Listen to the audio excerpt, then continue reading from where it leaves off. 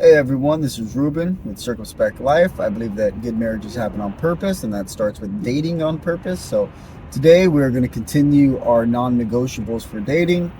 On the last video, we talked about 5 negative non-negotiables, and today we're going to talk about 5 positive non-negotiables. So over the Thanksgiving weekend, I had some family visiting, and my brother-in-law was telling me about a guy that he knows. We were talking about relationships and marriage and stuff like that, and he told me about a guy that he knows that been in and out of relationships his entire life, never had anything long-term. And he said that this guy was really inspired by his marriage. This is my brother-in-law speaking, and how him and his wife seem like best friends, get along, and things seem to be great. They both seem to be very happy. And his friend told him that he really wanted to find a girl like he did, and how does he do that? And I believe that what I'm sharing in these videos actually help people to do that, because I think a lot of people go through relationships wondering why they never work, and you keep doing the same thing over and over again, and you surprisingly keep getting the same results. So this is these non-negotiables are something that I learned years ago, and they helped me in my pursuit of looking for a wife, and I can tell you that I am now happily married. So I encourage you guys to use them too. So this is what you're going to do. Last time, in the last video, I shared with you to write down 5 to 10 negative non-negotiables, things you do not want in a relationship. And those are things that if the person that you're potentially dating has these qualities, then you leave. They're non-negotiables. You don't get to negotiate them. You leave. These are your red flags. These are your signs to leave. And today, I want you guys to write down 5 to 10 positive non-negotiables. 5 to 10 positive qualities that you actually want in a spouse. So these could be things like you want somebody that wants kids or is good with kids. You want somebody that has a good relationship with their parents. You want somebody that is generous to others, that considers others. You want somebody that is truthful and intends to tell the truth.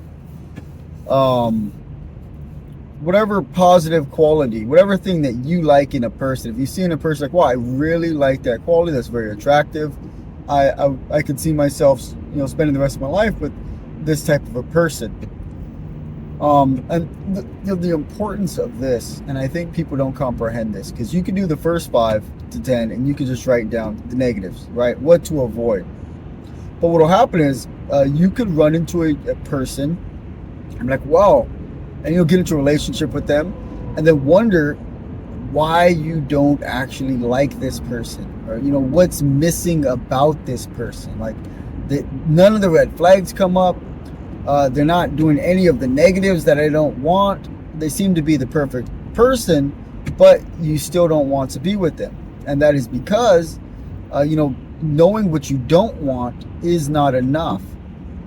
You have to know what you do want, at least some of the positive qualities. I remember being in a relationship years ago with somebody and, thinking about them and thinking like, wow, I cannot see myself spending the rest of my life with this person. Like, there was nothing bad about her, nothing negative, but she was just lacking all of the positives. And at the time, I couldn't explain it. I just knew I needed to be out of that relationship before things went any further and feelings attached more than they were. And with this method, you could avoid a lot of heartache.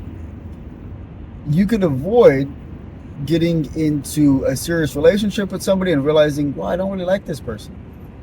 They might not, have all the negatives. They might not be the type of person I don't want to be with, definitely, but they're still not the person that I want to be with. So you have to write down 5 to 10 good qualities about a person that you really want, that you really see yourself with, because this is the person you are going to be spending the rest of your life with.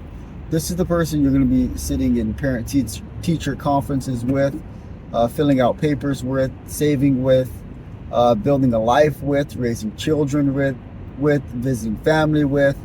This is the person you're going to spend the rest of your life with. What kind of person would you like them to be? because it is a lot easier to find a partner when you know what you're looking for. And I know a lot of times I think people get into relationships because they find somebody attractive and they think to themselves, well, I'm probably not going to be doing better than this. Or, wow, this person's really beautiful. Well, I better not miss this opportunity because I might not find anybody that's beautiful again. But the reality is there's a lot of people out there. And if you have standards, and if you are a quality person and you don't just, want to date for the sake of dating and having somebody there, and you actually know what you want, then you will find somebody that is quality. I think it is like, again, like looking for a new car. You guys probably been in that situation. You buy a new car and you're like, well, like I haven't seen these driving around anywhere. This is a beautiful car. And as soon as you buy it, you start to see them everywhere. And that's because once something's in your mind, you start to see it places. And you're like, well, I've never seen this car driving around, and apparently everybody had the same idea over the weekend and bought the same car I did. And now I see the same car everywhere. When you know the quality things you want in a person, you actually got a list written down, you actually look at it from time to time. Then when you meet people, then you will, you start to notice these qualities. Okay, this person has that quality, or that person has that quality. And this is really how you vet potential spouses, because this is important. You don't want to lead somebody on, and you don't want to be led on. And this helps you get through the process way quicker with less heartache. So let me know in the comment section below, have you ever been in a relationship and you realize, why am I with this person? Maybe they didn't have any of the negative qualities, but you just felt like, wow, like I don't see myself going forward with this person. And maybe you didn't understand it the way I didn't understand it. So let me know in the comment section below, have you ever been in that type of situation?